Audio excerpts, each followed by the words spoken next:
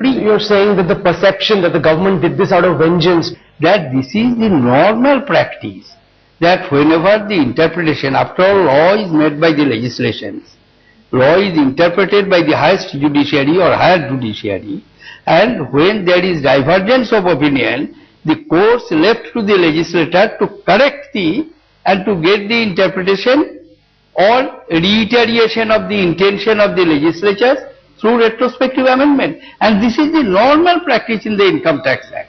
So no question of vengeance. Dada, one more question which lots of people ask is that, is this government anti-middle class? That, you've increased excise duties, you've increased service tax rates. They say everything that they do, whether it is fly, go in a train, eat outside. That so far excise duty is concerned, those who are saying it, they do not know, or even if they know, they forget it, that excise duty was 14% up to 2008. Because of the financial crisis, I reduced it first to 8%, then it was raised to 10%. And this year it has been raised to 12%.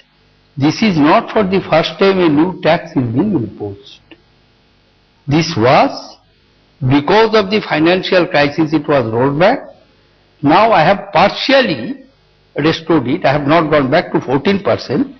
I have kept it at 12%. I have brought a service tax also at 12%, because our ultimate objective to reach GST, and there the service tax, excise duty, they will have to be aligned, and further alignment will take place when the GST will be formalized, the state tax, central tax, there will be alignment, so that there is not different rate of taxes at different points of time. So all these are designed in a larger framework of the tax reform. But it could not be implemented by one go, because the other steps to implement the GST are yet to be taken, because constitution amendment is to be passed.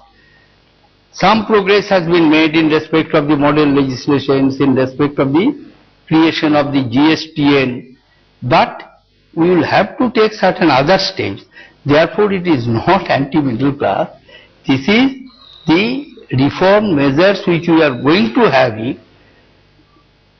We have brought it at par with the service tax, excise duty 2%, service tax 2% increase. Service tax, we have accepted the concept which was debated, that all other items except the negative list and those which are exempted under rules, all other items will be brought within the service tax. On direct tax code, on goods and services tax, the government has so far not been able to keep the deadlines that it set for itself. How confident are you, Dada, that the new deadlines that you are keeping, you will be able to make happen? It will depend on, because legislative process, there is a process. Why I could not keep the deadline?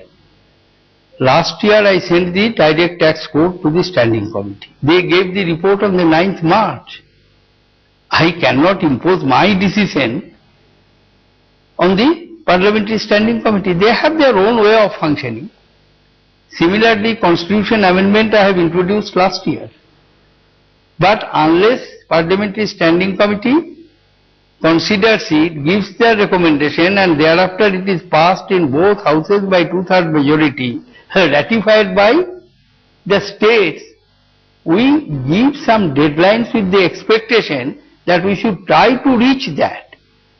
But that does not mean that we shall, as we are not reaching the targeted date, that means we are giving it up. Okay. What are the big ticket reforms, or you said there will be a slew of measures that you will implement, that you think between this budget and the next budget, the government will be able to pull off? Taste of a pudding is in eating. We will have to wait what steps we are taking, what actions we are taking. Thank you. Okay. Thank you very much, Dada, for your time. Lovely interviewing you. Thank you very much.